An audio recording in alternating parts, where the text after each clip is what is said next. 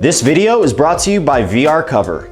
The holiday season is upon us, and if you guys are looking for a cool stocking stuffer for somebody in your life that loves VR like I do, look no further than the VR Cover Fitness Facial Interface and Foam Set for your Oculus Quest 2. I actually already use VR Cover facial interfaces. Now they just released this new facial interface and specifically catered to fitness and working out. When you pick it up, it comes with two different facial interfaces. The stock faceplate, which is bendable, more rubbery than the last one. It has actually a wider nose piece as well. It has two foam sets that come with it. One's thinner, one's thicker. I like going with the thicker one because it's more cushiony. There are definitely more holes at the top, so that way more air gets in and lets you breathe a little easier while you're working out. And the kit also comes with this nice lens protector. So you'll be able to actually protect your Quest 2 lenses with this new cover that they come with as well. VR Cover has always been my #1 go-to comfort accessory. I actually use them at the back of my Quest as well for some padding on the back of my head. Make sure you click the link in the description below so that way if you're interested you can take a look for yourself. So if you guys need to pick up some VR accessories for some loved ones in your life, you guys should check out VR Cover.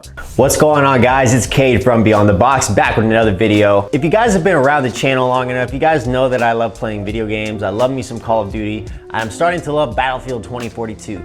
Don't hate on Battlefield 2042 in the comments either. That's one of my favorite games now. I've actually had a problem playing my Call of Duties in the past because my thumbs would press on the thumbstick so hard and it would actually damage the left thumbstick. I actually was using a scuff for the past couple years, but you know what? The amount of times that I've actually had to buy a new scuff again and again because I just am too damn rough on my left thumbstick when I'm pushing down and trying to make a tactical sprint. There is a setting that I recently learned that can stop all that, but I had to get a new controller recently. So I reached out to one of my favorite companies that I know of, Razer.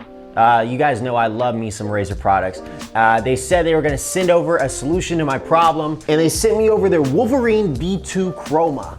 So this is version 2. There is a different model earlier in existence, but they sent me the Chroma so you can actually change the RGBs in the controller. Yes, these do have RGBs inside the controller. You can change them to whatever color you want. If you guys have used Razer products in the past, you guys know you can change the keyboard, the mice, pretty much any Razer product that allows you to change the Chroma, you can do so. And this is one of those products. I don't think that was a feature with the old controller, but with the new V2, it is. Let's see. 6 additional multi-function buttons on the back. Oh yeah, so there are 2 buttons on the top back that I'm not exactly sure what I would want to map those to, but like a traditional scuff, if you guys know what that is, there are 4 panels on the back and they're actually above each other instead of to the left, to the right of each other. We'll get to that in a second. But these do have hairline triggers, which are actually fantastic because you can switch them between 3 modes. Get them really low, get them medium for driving games, like say if you wanted to switch to a truck and drive a truck in Call of Duty, or make it a regular controller, you can do that. There are different options that you can use. You can interchange the thumbsticks for greater accuracy. If you want to add a bigger stick or a smaller stick, you got that option. Improved ergonomics for greater handling and comfort. Razer Mecha Tactical buttons and D-pad for responsive and tactile feedback. So you guys know on the channel, I actually don't own an Xbox. I'm actually just using this with a PC. It is actually one of my favorite go-to controllers now. And like you can see inside the box, you do have different options for thumbsticks. You have concave and convex. And you have the 2 that are already on. You can remove them. Can't remove the D-pad, but inside does come with a 10-foot long braided USB Type-C cord, which is a definite must for highly competitive players like myself. And fun fact, guys, I've actually been using this controller over the past month to play Warzone with. I just wanted to share my experience with you guys. So I thought, why don't I get some experience with it first, because I wanted to play some games. I didn't have time to wait before I made a review on this. I really just needed something to start playing with because my old controller broke. The comfort is pretty good. It's got a nice textured grip on the sides. The ergonomics is fantastic. It's just like a regular Xbox controller. And even though I played PlayStation 5, I've always loved the Xbox setup with the thumbstick up here and the other thumbstick down here. So I like to set up when it comes to the fit in my hands quite a bit. I feel like this is probably one of the most comfortable controllers I think I've ever used. which is really good. Long gaming sessions, you don't want your hands to hurt, and I feel like they've really mastered the ergonomics when it came to comfort. Now, when it comes to extra buttons on the back, you actually have 6 buttons in total, like I mentioned earlier. You got 2 on the top, which I really don't know. I still don't know what I'm gonna use to map to those 2. Maybe if you're Fortnite, you can do building easier. But I have the 4 back panels mapped to A, B, X, and Y. So this controller only actually has 2 modes for the hairline triggers on the back. Completely turn them on or turn them all the way off. But unlike Scuff, they do give you some leeway room. So instead of like, if you've ever used a Scuff, you guys probably know if you try to drive a vehicle in Warzone, you can't really use it on the shortest trigger hair stop. You won't even get the gas moving the truck. I like to usually switch on the other controllers, but because of the activation only going down so much, you can actually get the full gas speed in your truck in Warzone. So you don't have to worry about the hairline triggers if you need to step on the gas and make a quick getaway. And they do have a 3.5mm head jack on the bottom. So I'm sure at this point in the video, you guys are tired of hearing me talk about the basics of the controller. You already know what's on the front and the back, but you guys want to know how it plays, how it handles, how do I like it in comparison to a Scuff or an Astro C40 controller. I've been around the block a few times. I know my video game controllers. So let's just jump over to some gameplay and show you guys what it's like using this controller, because this is one of my favorite controllers that there are these days. 2 hours later. All right, guys, so we are in the Razer Wolverine V2 Chroma software for Microsoft. It's kind of similar to the Xbox One, how you can go in and edit and customize the controls. Just you can see right here, I have my first and only profile made and set up, but we just went ahead and made a brand new profile that we can go ahead and assign the different buttons, whether we wanted to put A, B, X, and Y on the back, or if we wanted to put B up on this top trigger up here, which they call it M2. I'm still trying to figure out what buttons I want to map with those on the top. I'm really confused on what they would be handy for in Call of Duty. But you can make it extremely customizable. We can go down to the thumbstick sensitivity, and there is a measuring system that you can decide how sensitive you want your left and right thumbstick to be. Say if you wanted your right thumbstick to be slightly more stiff than your left one, your aiming one, that makes sense. When you're aiming, you would like it to be a little slightly more stiff so it's less loose. I don't see a lot of people using this sensitivity settings, and I don't hear about it often, but it's a cool feature. The dead zones of the controller, they did say there was a slight dead zone, about 15% of the way on this controller is a dead zone. I haven't really experienced it myself. I think it's pretty great so far. I'm lucky that I haven't had to deal with it. I just updated to the latest firmware recently, so I don't really think I had many issues to begin with. And you can turn the vibration settings up or off completely if you want to. Turn all your haptics off completely if you're a professional. If you're a pro gamer, you do the same. And lighting, you can go through and change the color. I'm gonna make it red, my favorite color. Will match the setup very nicely. Look at that pretty color red, matches the lights in the background. You can change the brightness level 1 to 10.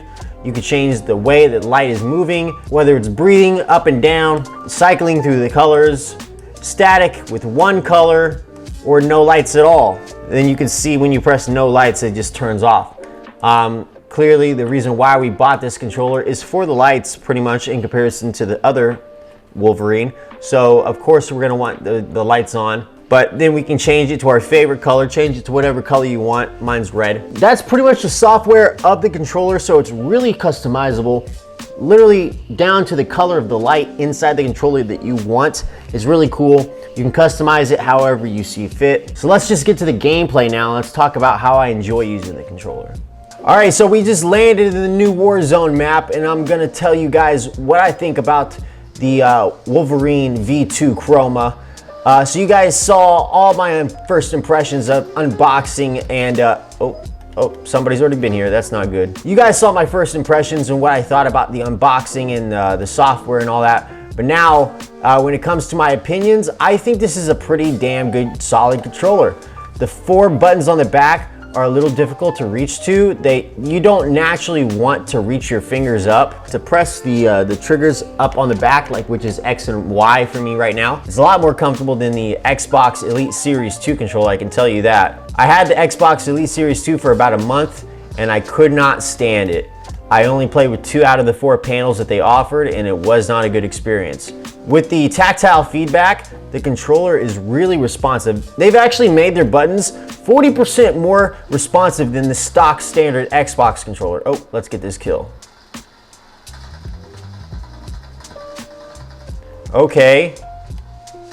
Haha! Haha! Oh shit! Oh shit! Oh shit! Okay! Alright! That's great! Hey! 6-0! Let's go! I actually got a win yesterday. The first time I played this map, it was about 4 to 5 games in, so I'm like 20%, 25% on my wins right now. So I'm doing pretty good this new map. Anyway, the tactile feedback on the controller is pretty incredible. The buttons are about 40% more responsive than the standard Xbox controller. So they pretty much perfected tournament controllers in my opinion. The 10-foot long cable is definitely necessary. I haven't had any issues when it comes to dead zone either, like everybody says they have, but I just haven't experienced that yet. Boom, shakalaka. If you got a Twitch, and if you like watching YouTubers stream video games, and if you want to join my stream and keep me company while I game, twitch.tv/beyondtheboxyt. Make sure you go follow the channel and keep me company while I play some games, guys. I'm gonna have the link in the description if you're interested. But yeah, I think this is a pretty good controller, guys. I wouldn't be using it right now if I didn't. I've used many scuffs. I've used the Astro C40 controller, and now I'm using this controller. And I've used plenty of other controllers over the past few years, and nothing has satisfied me as much as this controller. The only issue I have with this controller at all is when you place it on your lap, it starts pressing the panels like crazy because it's just laying on the ground. Hey, let's go. Thanks for sticking. Oh. I am destroying these kids. I don't know what's going on. But yeah, guys, I guess that's pretty much the video. I just wanted to give my final thoughts and the first impressions of the unboxing for the Wolverine V2 Chroma. I am super happy with it. It is my go-to controller now. And until I get my hands on the new scuff for the PS5, I am going to be using the Wolverine V2 Chroma as my daily driver. With that said, if you guys want to join the Twitch community, make sure you guys go follow the stream on Twitch. The link will be in the description. With that said, guys, I'll see you in the next one. Peace out.